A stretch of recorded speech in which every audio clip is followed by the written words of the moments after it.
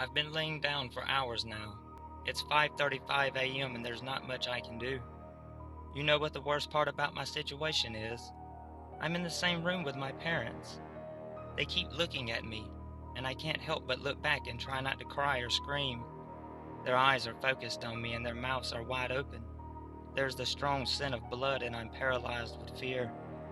Here's the thing. The second that I make any hint that I'm not asleep anymore, I'm completely fucked. I will die and there's nobody around to save me.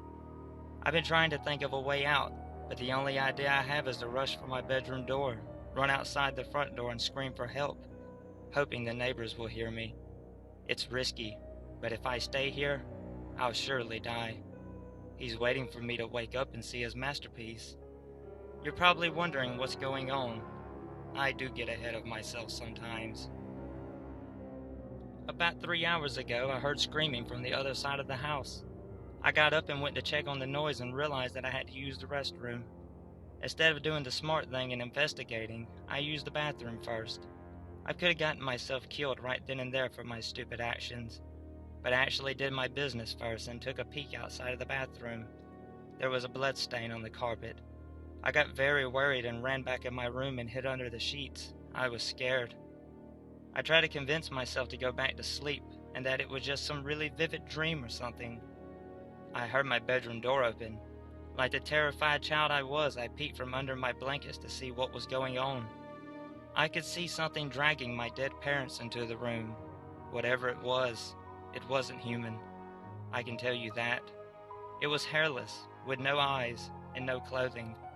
It walked like a caveman, with its back slouched as it dragged my parents. But this thing was much smarter than any caveman. It was aware of what it was doing. It propped my dad up on the edge of my bed and made him face me. Then it set my mother down in the chair and positioned her towards me as well. After that it stared, rubbing its hands on the wall, staining them with blood, and then drew a circle with a pentagram in it. To finish it off, it scribbled a message on the wall that I couldn't read in the darkness. It then positioned itself under my bed, waiting to strike. The scary thing is now, my eyes have adjusted to the darkness since then, and I can read the message on the wall. I don't want to look at it, because it's terrifying to think about, but I feel the need to see before I'm killed. I peek at the creature's masterpiece. I know you're awake.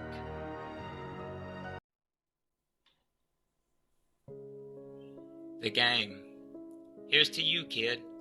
Happy birthday. You've managed to stay alive all this time, despite our best efforts. You've played the game pretty damn well all these years. What's that? Didn't know you were playing. You've been playing since the day you were born.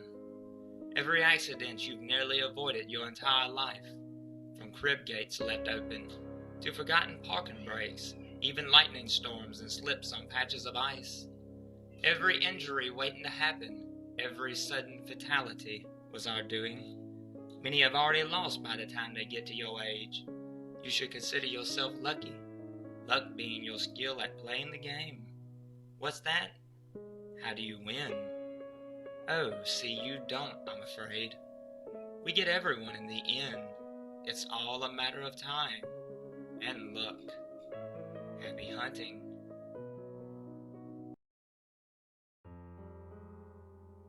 Daddy, I had a bad dream. You blink your eyes and pull up on your elbows. Your clock grows red in the darkness. It's 3:23 a.m. Do you want to climb into bed and tell me about it? No, Daddy. The oddness of the situation wakes you up more fully.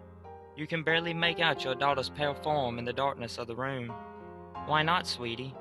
Because in my dream, when I told you about the dream, the thing wearing mommy's skin sat up. For a moment you feel paralyzed. You can't take your eyes off of your daughter. Then, the covers behind you begin to shift.